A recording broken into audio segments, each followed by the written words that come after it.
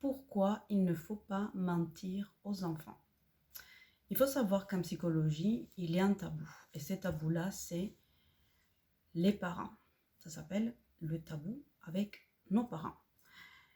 Psychologiquement, pour nous, il y a une espèce d'interdit. On ne peut pas juger nos parents, psychologiquement. Ensuite, il y a la religion.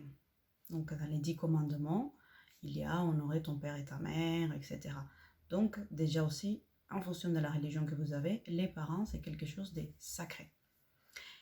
Et indépendamment de ça, il faut savoir aussi que votre enfant, c'est vous en tant que parent, vous êtes l'univers d'un enfant. Vous êtes le tout pour un enfant. Et le problème avec ça, c'est que beaucoup de fois, on abuse. Les parents, ils abusent de ça. Ils abusent de son pouvoir. Ils vont faire des comparaisons qui ne sont pas logiques. Ils vont dire, dès mon temps, dès mon époque, on faisait ceci, on faisait cela. Et ensuite, vous pensez que parce qu'à votre époque, on faisait quelque chose, aujourd'hui, vous êtes obligé d'avoir la même intensité, la même violence, la même dureté avec vos enfants, parce que vous l'avez vécu. En fait, c'est comme si vous avez souffert, et vous estimez que votre enfant aussi, il doit souffrir ou il doit être durci par rapport à la souffrance. C'est complètement illogique parce qu'aujourd'hui, vos enfants sont capables de faire plein de choses que vous, à l'époque, vous n'étiez pas fichu de le faire. Donc, je pense que c'est important d'avoir du respect pour les enfants. Et ça, c'est une notion qu'on oublie. Pourquoi est-ce qu'on ne ment pas aux enfants? La première des choses, il faut savoir qu'à partir du moment où l'enfant il se rend compte, donc le premier mensonge de ses parents, ça détruit une partie de la psychologie de l'enfant. C'est une découverte. Oh là là là là là là. Mes parents disent des mensonges. Et ça passe par des mensonges simples. Dis-lui que je ne suis pas là quand c'est au téléphone. Dis-lui que je suis malade. L'enfant, vous l'obligez à mentir et il vous voit mentir. Et il voit avec quelle essence vous êtes capable de mentir. À partir de là, l'enfant, il ne vous juge pas vous. Il se juge lui. Et qu'à partir du moment où il commence à se juger lui, il va commencer à se autodétruire. Il va avoir un sentiment de colère. Beaucoup de parents, ils me disent, mon enfant, je ne comprends pas, il a beaucoup de colère. L'enfant, il va retourner la colère, pas contre vous en tant que parent, il va la retourner contre lui-même. Et c'est cette colère-là, en fait, qui va venir à détruire le peu de confiance qu'il avait déjà commencé à construire en lui-même. Donc, quand vous lui dites, mais t'es très belle, ma fille, mais t'es très intelligente, lui, il ne va pas le croire, ou elle ne va pas le croire, parce qu'ils disent, et si elle est en train de me mentir?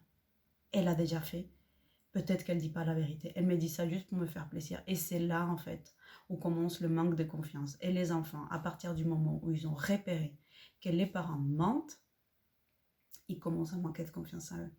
Et plus vous allez être dans le mensonge, plus vous allez être dans le non-dit, plus vous allez être dans ces mécanismes-là, plus vous allez avoir un impact négatif sur le développement de la confiance en soi par rapport à votre enfant. Parce que du coup, vous êtes en train de transmettre une image, un, des parents qui sont capables de mentir, deux, vous ne le rassurez en fait. Parce que du coup, qu'est-ce que vous êtes en train de s'aimer comme graines?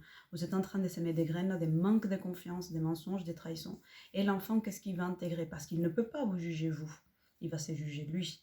Ensuite, plus tard, quand il va grandir, quand il va être dans des relations amoureuses ou même professionnelles, quand on va lui dire quelque chose, quand quelqu'un va l'apprécier, il ne va pas le croire. Parce qu'il s'est dit, les personnes qui m'aiment, les personnes qui m'apprécient, racontent des mensonges. Ils peuvent mentir.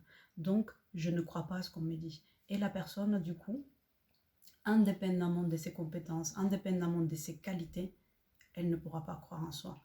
Donc, voilà pourquoi, dans la vidéo précédente, je vous avais expliqué qu'on ne ment pas à un enfant. On évite de le faire. Et quand on a dit un mensonge, on dit effectivement, j'ai menti, je suis désolée, je peux m'améliorer. Avouez en fait que vous avez menti. Et comme ça, l'enfant, petit à petit, il dit, ah, elle en a pris conscience et elle s'en excuse. Donc, voilà. Voilà ce que j'avais à vous dire. Évitez de mentir à vos enfants si vous voulez que votre enfant y grandisse avec une bonne confiance en soi, si vous voulez que votre enfant ait confiance aussi dans le fait d'avoir des relations amoureuses stables, saines, voilà, et que votre enfant il puisse être heureux et épanoui, ne lui racontez pas des mensonges. C'est tout ce que je voulais développer avec vous. J'espère que ça vous a plu. À bientôt. Ciao, ciao.